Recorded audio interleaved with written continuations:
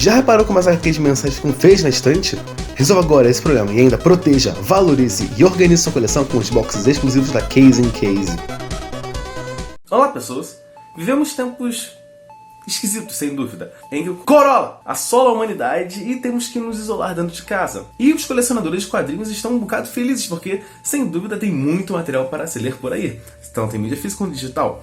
Mas não só isso, você pode acabar achando coisas que refletem a nossa realidade nos quadrinhos, porque, você sabe, a arte imita a vida, e às vezes a vida imita a arte. Então hoje falaremos sobre 5 pandemias que assolaram os quadrinhos. E você pode estar pensando, lá vai ele falar de quadrinhos de zumbi. Na verdade não, só tem um quadrinho de zumbi na lista e é muito diferente do que você pode estar imaginando que eu vou falar. Então vamos começar logo essa lista sobre uma coisa que a gente falou recentemente aqui no canal, que é Terra Afogada, que saiu na revista da Liga da Justiça. O que acontece em Terra Afogada? Aquaman e Mulher Maravilha acidentalmente despertam deuses adormecidos de outros planetas e eles decidem invadir a Terra para concluir uma vingança de algo que os terráqueos fizeram a eles há muitos e muitos éons. Nisso eles liberam uma maré, uma água rosa bizarríssima que cobre toda a Terra e cada vez mais vai sendo inundada. E toda pessoa, todo ser que entra em contato com essa água vira um ser meio peixe bizarríssimo que ataca todo mundo que vem por perto. Então você pode perceber que a epidemia, no caso, é da água que vai contaminando todo mundo e cada pessoa que é atacada por uma dessas criaturas vira também um ser marinho bizarro. E logo os heróis da Terra têm que se unir para impedir e salvar o máximo de pessoas possíveis. Então, como eu comentei lá no vídeo da Liga da Justiça, que você pode ver aqui no card, tem os Jovens Titãs em Tóquio, tem os Titãs em São Francisco, tem Liga da Justiça atuando em vários locais para tentar salvar o máximo possível de pessoas. Porém, como eu falei, a Terra inteira está inundada, então essa parada se tornou uma escala assim global. Temícera, Atlântida, Estados Unidos, Japão, todo lugar foi inundado e muita gente virou peixe bizarro. Isso aqui é muito recente e, apesar de ser em grande escala e ser uma merda assim realmente federal que rolou, não teve todo o peso dramático necessário pra gente botar ele mais acima na lista. Então, Terra Afogada fica aí em 5º lugar. Agora, o 4º lugar já é uma parada um bocado mais séria e dramática. Aconteceu aqui em A Noite Mais Densa, que é uma saga que saiu aqui no Brasil em 2010. E do que se trata essa saga? Bom, um ser chamado Necron, que é, resumidamente, assim, bem por cima, a morte do universo DC, escolhe aquele que vai portar a sua mensagem e espalhá-la aos 7 ventos do universo DC. E esse é William Hands, o Mão Negra, um inimigo do Lanterna Verde de longa data. Acontece que desde sempre ele teve a Mão Negra que, também de forma resumida, matava pessoas. Ele perdeu a mão e Necron trouxe de volta a mão dele e forjou o Anel Negro, que é aquele que tem o poder de controlar os mortos. Aí você vai falar, então esse é o quadrinho de zumbi que você falou. Na verdade não, a epidemia aqui não é de zumbis, porque o Mão Negra ele consegue sim trazer os mortos de volta à vida e controlá-los. A parada é que a epidemia do quadrinho é justamente do que se trata o quadrinho, que é a morte. Porque esses mortos-vivos saem andando por aí matando gente e aumentando cada vez mais o exército do Mão Negra. Então não é como se ele estivesse mordendo pessoas e é uma praga, que nem os filmes de Resident Evil, coisa do tipo. Não. É uma parada mais complexa. Ele mata gente e essas pessoas voltam como escravas dele. Então logo vai ter um exército de super-heróis mortos-vivos indo atrás de todo mundo. E aí cabe ao Lanterna Verde e companhia, junto com arautos de cada uma das cores do espectro visível, se juntarem para ver como vão acabar com essa ameaça absurda que só cresce e parece que não vai ter fim, né? Porque literalmente a cada minuto tem gente morrendo por aí. Então, como é que se para um exército feito de mortos, sabe? E ainda mais mortos super poderosos. Bom, eu tô doido pra terminar isso aqui fazendo análise pra vocês também. Então, por ter esse drama de ter vários heróis vendo outros heróis queridos mortos servindo ao inimigo e ter toda essa parada de uma ameaça realmente grandiosa, que A Noite Mais Densa fica em 4º lugar. Saindo um pouco desse âmbito de quadrinhos ocidentais, vamos para mangás e vamos falar de O Senhor dos Espinhos. A trama começa justamente falando sobre uma doença que se espalhou pelo mundo, que é a Medusa, ou também conhecida como Síndrome do Enrijecimento Celular Adquirido. É uma doença que, quando a pessoa contrai, as células da pessoa começam a se enrijecer, elas começam a como se estivessem petrificando, e ela começa a parar de se mover, né? E a pessoa começa a enrijecer e acaba virando um pedaço de coisa dura, fica como se fosse uma estátua. Óbvio que não é que nem a Medusa literal da mitologia grega, é mais uma parada assim, uma analogia, né? Porque a pessoa vai ficando petrificada. E a história se move a partir desse ponto, em que essa doença se espalhou pelo mundo e os cientistas estão correndo para tentar ir atrás da cura. Porém, não tem uma tecnologia que chegue nesse ponto ainda. Acontece que um cara muito rico, que perdeu o filho por conta da medusa, separou o castelo dele para ser usado de laboratório para acharem a cura. E depois de um tempo investigando, eles percebem que, cara, não temos tecnologia. O jeito que nós temos é isolar 160 pessoas com medusa, botá-las em sono criogênico, para quando termos a tecnologia a um nível acessível para que as pessoas possam ser curadas, nós acordamos ele de volta. Então, ao sorteio, as 160 pessoas são levadas até lá para sono criogênico. E é aí que temos a nossa protagonista, Kazumi, que ela tem uma irmã gêmea, só que as duas têm medusa. Só que a irmã dela não foi sorteada. E ela acompanha a irmã até a hora do seu sono e fala, fica bem, daqui a pouco a gente se vê. A Kazumi, meio relutante, bem triste de não poder ir com a irmã, que elas são bem apegadas, ela dorme e quando ela acorda, toda a instalação está tomada por espinhos. Sabe, tipo vinhas dominando a porra toda. E não é como se elas acordassem do nada. Na verdade, as câmeras são ejetadas, tipo, elas são despertadas, as pessoas são despertadas e toda a instalação está dominada por espinhos e por seres bizarríssimos que dominam a parada toda. O Senhor dos Espinhos saiu aqui no Brasil em 2015 e são só 6 números e a arte é muito boa. E é um mangá de suspense e mistério pra você entender o que aconteceu, como a humanidade saiu do que temos hoje para ser dominada por espinhos. Ou será que ela foi dominada por espinhos porque a gente tá num castelo, né? Então a gente tem que sair daqui. E que porra de criaturas são essas? Isso tem alguma coisa a ver com a medusa? O único problema que eu tenho desse mangá é que ele não dá tantas respostas assim, né?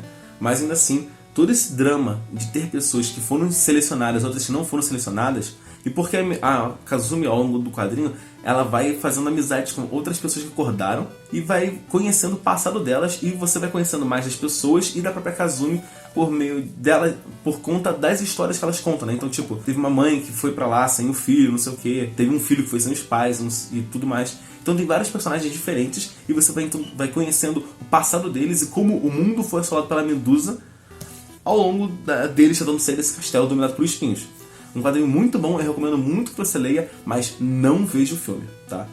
Em 2010, se não me engano, saiu um filme, tá, baseado em Senhor dos Espinhos, um filme em animação mesmo, e eu quero muito falar dele porque ele é muito ruim, e é horrível. Não veja, leia o mangá, são só 6 números, facinho. Saindo dessa pausa do mangá, a gente volta aos quadrinhos de super-herói, com Fim dos Tempos. Mas se você, assim como eu, cresceu nos anos 2000, você deve se lembrar bem de Batman do Futuro, aquele desenho que se passa no universo animado do DC e tudo mais, que tem Terry McGinnis e tudo mais. Pois bem, caso você não saiba, ele não existia nos quadrinhos. E aí a DC falou, cara, por que a gente não vai botar ele nos quadrinhos? Vamos fazer um arco, uma saga que introduz ele nos quadrinhos. E a saga é esta, Fim dos Tempos. E o que rola? Por que tem esse nome? Acontece que o Batman fez uma merda, das grandes. Ele criou uma inteligência artificial chamada de Irmão Olho para ajudar a proteger a humanidade. Mais ou menos a ideia do Ultron no filme dos Vingadores, né? O Era de Ultron, né? Também conhecido como o pior filme da Marvel, junto com o Thor Ragnarok. E aí ele começa a fazer protocolos para proteger a Terra. Acontece que ele começa a perceber que a melhor forma de proteger a Terra é se ele tiver habilidades que os super-heróis têm e ele não tem. E que ele consegue fazer uso melhor disso do que os próprios super-heróis. Então ele começa a assimilar super-heróis para isso. A parte interessante é que ele não bota um chip na cabeça de super-herói e começa a usar o corpo dele como uma marionete. Na verdade, não. Ele só pega o que ele precisa do super-herói. Então, por exemplo, do Flash, ele só pega as pernas. Da Canário Negro, ele só pega a boca e a traqueia e um pedaço do rosto. Do Superman, ele só pega a cintura para cima. E do Lanterna Verde, ele só pega os braços e o cérebro. Então você percebe que são como se fossem um bando de zumbis robôs, só que eles são ainda muito inteligentes e muito unificados. É uma inteligência coletiva que domina a Terra e está disposta a torná-la segura e assimilar o máximo possível de super-heróis e humanos para se tornar perfeita. E é nesse cenário em que o Batman desenvolve uma máquina no tempo para mandar o Terry McGinnis de volta no tempo para impedir que essa merda aconteça.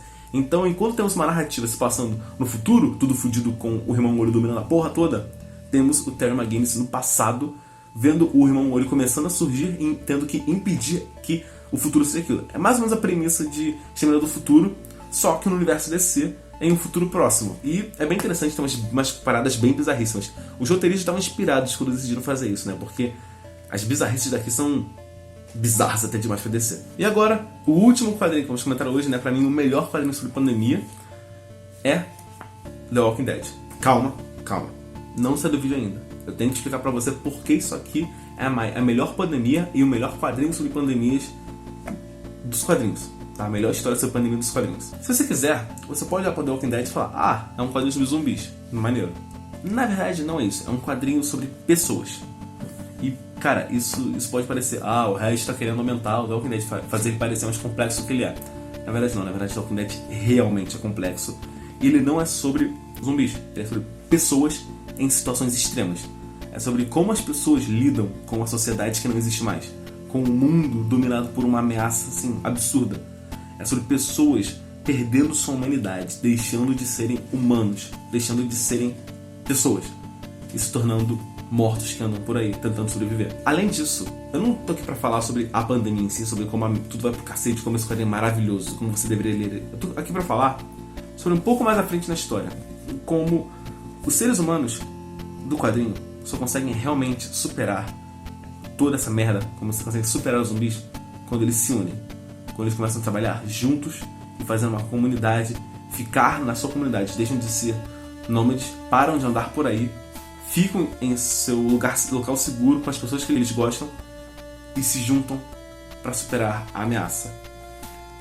E sim, eu estou usando a Walking Dead como um gancho para poder falar do que estamos vivendo aqui agora, porque todas as autoridades competentes estão falando: fica em casa.